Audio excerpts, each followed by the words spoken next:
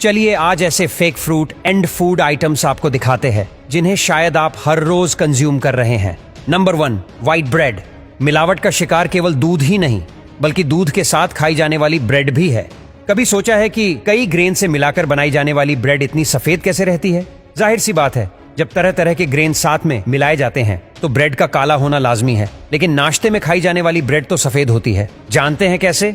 वह इसलिए क्योंकि उसमें गेहूं और बाकी ग्रेन्स के साथ पोटेशियम ब्रोमेट भी मिलाया जाता है। यह केमिकल केवल ब्रेड को व्हाइट ही नहीं बनाता बल्कि इलास्टिसिटी बढ़ाता है। रिसर्च में पाया गया है कि इस केमिकल के चलते लोगों में कैंसर होने के चांसेस बढ़ जाते हैं।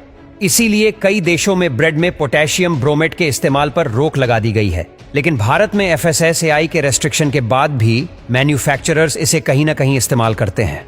Number 3, salt. सोल्ट अगर हम कहें कि जो नमक आप खा रहे हैं उसमें भी एक बड़ा झोल हो सकता है, तो आपका रिएक्शन क्या होगा? इंडियंस का सोल्ट और स्पाइस इनटेक दूसरे देशों के मुकाबले काफी ज्यादा रहता है, लेकिन दिलचस्प बात है कि मिलावट के दौर में मुनाफाखोरों ने नमक को भी नहीं बख्शा है। दरअसल कुछ लोग आयोडीन नमक बनाने के बजाय ग्लास और पॉलिएस्टर से सस्ती इंडस्ट्रियल सोल्ट बनाते हैं और इसे बाजार में खुलेआम बेचते हैं। दरअसल शुद्ध नमक बनाने की प्रोसेस काफी एक्सपेंसिव होती है, इसीलिए सस्ते में काम निपटाने के लिए लोगों की सेहत से खेला जाता है। इससे बचने का बस एक ही तरीका है कि नमक हमेशा वेरीफाइड ब्रांड से ही खरीदे। नंबर 4, नकली शहद।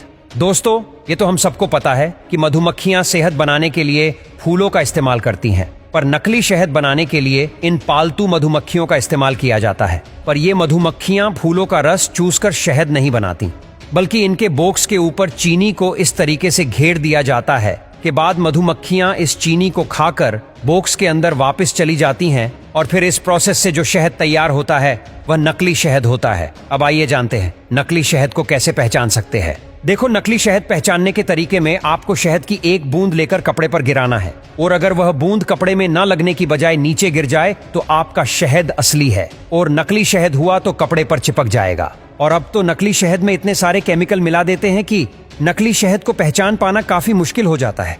नंबर 5, नकली पनीर। यह वीडियो देखने के बाद शायद आप भी पनीर को ऐसे गड्ढा में फेंककर उस पर मिट्टी डालोगे।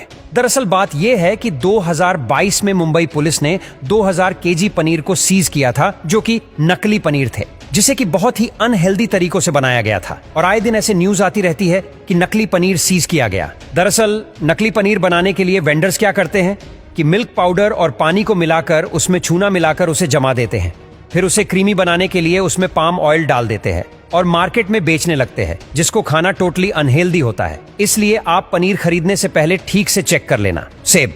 हम सभी जानते हैं कि सेब केवल कुछ लिमिटेड हिल एरियाज में होते हैं।